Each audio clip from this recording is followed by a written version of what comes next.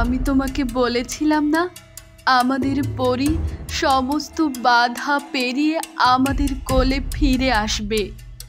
বাবা মা, তোমরা কোথায় যাচ্ছ? তোমরা অন্ধকারে তলিয়ে যাচ্ছ কেন? কিন্তু তুমি আর শক্তি কিভাবে অর্জন করবে? আমাকে আবার ধ্যানে বসতে হবে। তাহলে তুমি সত্যি সেই প্রাচীন কালো ধ্যান করবে, যা করলে অন্ধকারের শক্তি তোমার ভেতর ঢুকে পড়বে। ঠিক আছে ফুপু, তাহলে আর দেরি করো না। অন্ধকারের দেবতারা যেন তোমার ইচ্ছে পূরণ করে। পূর্ণিমার আলো অন্ধকারে মিশুক, পরী রাজকুমারীর শেষ শুরু হোক।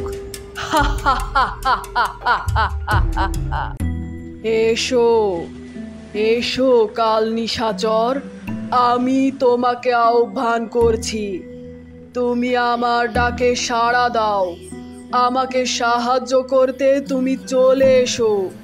জেভিলার ডাকে অন্ধকার থেকে বেরিয়ে এলো এক বিশাল পাথরের দৈত্য, যার নাম কাল নিশাচর, যাকে ছুঁয়ে দিলে আলো নিভে যায়।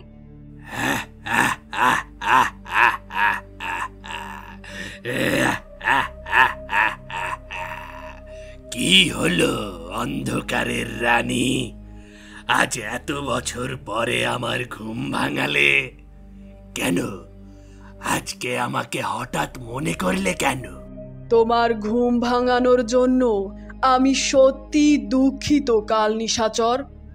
তোমাকে যে আমার একটা গুরুত্বপূর্ণ কাজ করে দিতে হবে। বলো, তুমি কি পারবে? পৃথিবীতে এমন কোনো কাজ নেই যা এই কাল নিশাচর পারে না। তুমি বলো, তোমার কোন কাজ করে দিতে হবে?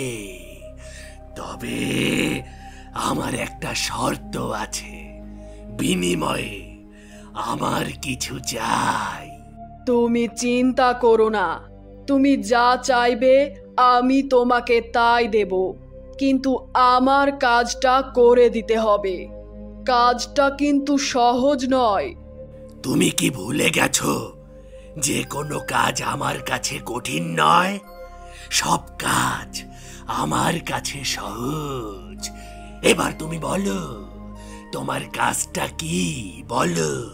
ছোট্ট একটা বাচ্চার মধ্যে রয়েছে আলোর শক্তি। ওই আলোর শক্তি তোমাকে নিভিয়ে দিতে হবে, সাথে নিভিয়ে দিতে হবে ওই ছোট্ট বাচ্চাটার প্রাণের আলো। শুধু এইটুকু? এইটুকু কাজের জন্য তুমি আমাকে ডেকে আনলে? আমার এত বছরের ঘুম ভাঙিয়ে দিলে? এইটুকু সামান্য কাজ তুমি করতে পারলে না? আমি কি করতে পারলাম অথবা পারলাম না সেটা জেনে তোমার কোনো কাজ নেই। তোমাকে যে কাজটা করতে বলেছি তুমি সেটাই শুধু করবে। ঠিক আছে, তাই হবে। তুমি আমাকে বলো, সেই ছোট্ট বাচ্চা মেয়ে কোথায় আছে? আমি সেখানে এখনই যাব। সেখানে যাওয়ার আগে মেয়েটার সম্পর্কে কিছু জেনে যাও। মেয়েটা আলোর শক্তি সম্পূর্ণ পরিরাজ্য মেয়েটার ওপরেই কিন্তু নির্ভরশীল। মেয়েটার আছে প্রাকৃতিক শক্তি। প্রকৃতিকে ধ্বংস করতে করতে আজকে আমি কাল নিশাচর হয়েছি। তাই আজকে সব বলে কোনো লাভ নেই। আমি যেভাবেই হোক ওই মেয়ের প্রাণের আলো নিভিয়ে দিয়ে আসবই। কাল নিশাচরের চোখ লালচে হয়ে জ্বলে উঠল, তার পাথুরে শরীর থেকে ধোঁয়া উঠছে। আমি রওনা দিচ্ছি এখনই, তুমি শুধু পথটা দেখাও। পশ্চিমের পাহাড় পেরিয়ে এক গোপন জঙ্গলে আছে সে। ছায়ার শিকারীরা তাকে হারিয়েছে, কিন্তু সে এখন আবার শক্তি ফিরে পেতে চলেছে। তাকে এখনই থামাতে হবে। আমি চললাম, এই অন্ধকারই আমার অস্ত্র। এবার দেখা যাক সেই আলো কতটা শক্তিশালী, আমার ছায়া তাকে গ্রাস করে কিনা। মা, আমার মা সুস্থ স্বাভাবিকভাবে ফিরে এসেছে। তোর কোনো ক্ষতি হয়নি তো মা? না বাবা, আমার কোনো ক্ষতি হয়নি, আমি একদম ঠিক আছি, তুমি কোনো চিন্তা করো না আমার জন্য। দেখলেন, আমি বললাম না আপনাদের মেয়ের কোনো ক্ষতি হতে দেব না।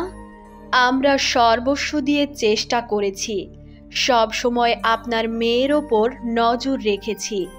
আমরা আপনাদের কাছে কৃতজ্ঞ, আপনারা আমাদের মেয়েকে আমাদের কোলে ফিরিয়ে দিয়েছেন। এমনভাবে বলছো কেন তোমরা? আমরা তোমাদের কাছে কৃতজ্ঞ। তোমরা যদি পরীকে নিজের মেয়ে হিসেবে গ্রহণ না করতে, তাহলে আজকের এই দিনটা হয়তো আমরা দেখতে পেতাম না।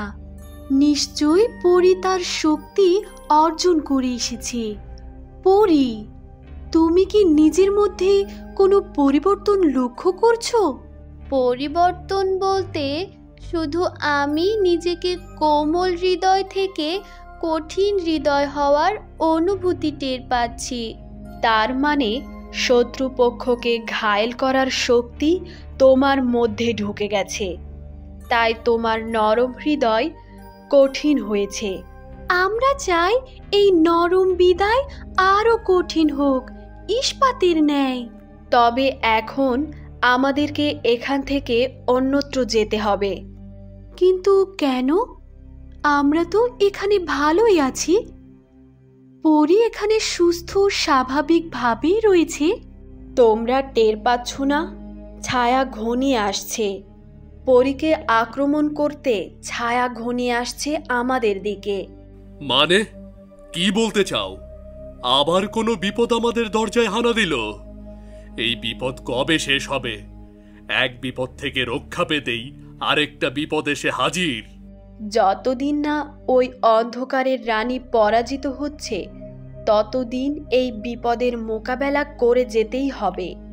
এবার বলো, তুমি কি টের পাচ্ছ কি ঘনিয়ে আসছে আমাদের দিকে? কাল নিশাচর, সেই ঘুমন্ত রাক্ষস আমাদের দিকে এগিয়ে আসছে। আজ এত বছর পর হয়তো অন্ধকারের রানী তার ঘুম ভাঙিয়েছে। এই কাল নিশাচর কে? তার কাজ কি? এই কাল নিশাচর হলো এক ঘুমন্ত রাক্ষস, যাকে জাগিয়ে তুললে ধ্বংস ছাড়া আর কিছু পাওয়া যায় না। সে কোনো কিছুর বিনিময়ে কাজ করে দেয়। তাহলে এখন উপায়? এই কাল নিশাচরের হাত থেকে আমরা রক্ষা পাবো কিভাবে? তোমরা কোনো চিন্তা করো না, আমাকে বুঝতে দাও। এবার আমি আমার শক্তি পরখ করব। কাল নিশাচর আসলে সে আমার সাথে মোকাবেলা করবে। কিন্তু এত তাড়াতাড়ি ঝুঁকি নেওয়া কি ঠিক হবে? এখনো আমরা জানি না তুমি পূর্ণ শক্তি লাভ করেছো কিনা। পরীকে মোকাবেলা করতে দাও। এখন থেকেই পরী নিজেকে আরো শক্তভাবে গড়ে তুলবে। তাছাড়া আমরা তো সবাই আছি, পরীর কোনো ক্ষতি হবে না। ঠিক আছে, তাই হোক। পরীর কথার উপর ভরসা করে আমরা পরীকে মোকাবেলা করতে দিচ্ছি। তবে আমাদেরকে সজাগ থাকতে হবে। আকাশে হঠাৎ মেঘ জমতে শুরু করে। বাতাস থেমে গেছে। এটা সাধারণ কোনো আবহাওয়া নয়। হ্যাঁ, আমি টের পাচ্ছি আলো যেন একটুখানি কমে এসেছে চারপাশে। ওখানে কিছু একটা আসছে, যেন বিশাল একটা ছায়া মূর্তি। ওটাই কাল নিশাচর। ওর উপস্থিতি মানেই আলো নিভে আসবে, গাছ শুকিয়ে যাবে, আর প্রাণের ধুকধুক বন্ধ হয়ে যাবে।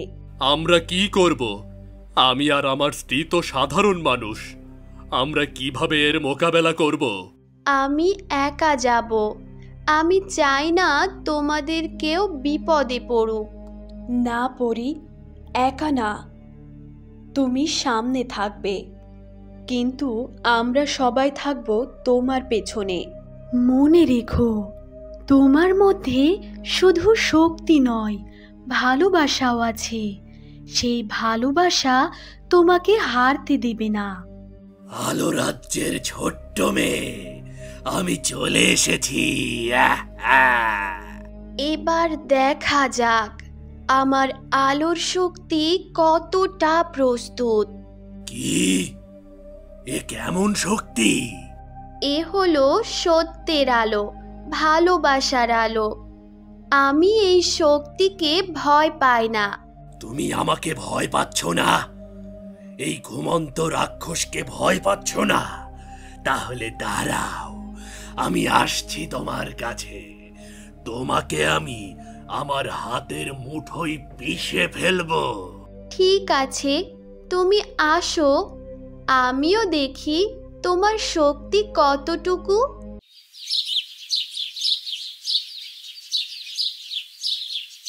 পাহাড়ের কিনার ঘেঁষে বিশাল দেহ নিয়ে কাল নিশাচর নেমে এলো। তার শরীর থেকে যেন আগুন আর ছায়া একসাথে ছুটে আসছে। এত ছোট? তুমি নাকি সেই আলো যার বিরুদ্ধে অন্ধকারের রানী আমাকে পাঠিয়েছে? তুমি যত বড় হও, যত ভয়ঙ্কর হও, আমি ভয় পাবো না, কারণ আমার পাশে আছে সত্য। সত্য? তুমি কি জানো না আমি কত শতাব্দী ধরে আলো নিভিয়ে এসেছি? জানো না তুমি? তুমি নিভিয়েছো আগুন, প্রদীপ, শিখা, কিন্তু ভালোবাসা থেকে জন্ম নেওয়া আলো তুমি কোনোদিন নিভাতে পারবে না। এটা সম্ভব নয়। তুমি তুমি কিভাবে এত শক্তিশালী হলে? আমার মা বাবার ভালোবাসা, পরিদের আশীর্বাদ, প্রকৃতির স্নেহ, এই সব মিলে আমি একা নই। ফিরে যাও, এখনই থেমে যাও, না হলে তোমার অন্ধকার নিজেকেই গিলে ফেলবে। থামবো না, আজ আমি আলোকে শেষ করেই ফিরবো।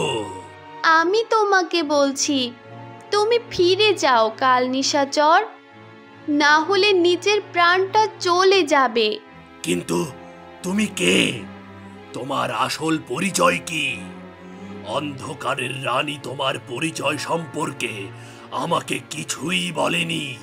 আমি সাধারণ কোনো মানব নই, আমি হলাম পরী রাজা ও পরী রানীর মেয়ে, আলোক রাজ্যের ভবিষ্যৎ উত্তরাধিকারী। তুমি সেই মেয়ে কোটি বছর আগে আমি যার কথা শুনেছিলাম? আমি জানি না তুমি কার কথা শুনে এসেছিলে, তবে তুমি এখন ফিরে যাও, না হলে তুমি তোমার প্রাণ হারাবে আমার হাতে। আমি যদি জানতাম তুমি সেই মেয়ে, তাহলে আমি কোনোদিন এখানে আসতাম না। আমি ওই অন্ধকারের রানীর কথা কোনোদিনও শুনতাম না। এটা হয়তো তোমার ভুল, তাই তোমাকে আমি আরও একবার সুযোগ দিলাম। চলে যাও, ফিরে যাও এখান থেকে, নিজের জীবন বাঁচাও। তোমাকে মারতে পাঠিয়েছে আমাকে ওই অন্ধকারের রানী। আমি ওই অন্ধকারের রানীকে শেষ করে দেব। তুমি কখনোই পারবে না ওই অন্ধকার রানীর জীবন শেষ করে দিতে, কারণ ওর প্রাণভ্রমরা এখানে নেই। ও আমার হাতে শেষ হবে, আমি নিজে ওর বদলা নেব। ঠিক আছে, তাই হবে। যদি কখনো কোনো প্রয়োজন পড়ে আমাকে তুমি ডেকো, আর আমার জীবন ভিক্ষা দেওয়ার জন্য তোমার কাছে আমি চিরকৃতজ্ঞ হয়ে রইলাম। অবশ্যই ডাকবো বন্ধু, তোমাকে যখন আমার প্রয়োজন হবে আমি তোমাকে ডেকে নেব। তাহলে এখন আমি চলি। ভালো থেকো বন্ধু, আলোর জয় নিশ্চিত। কাল নিশাচর পরীর শক্তির কাছে পরাজিত হয়ে ফিরে যায়। এবার অন্ধকারের রানী কি করবে? তার পরবর্তী পদক্ষেপ কি হতে পারে জানতে হলে দেখতে হবে পরী রাজকুমারী গল্পের পর্ব 19।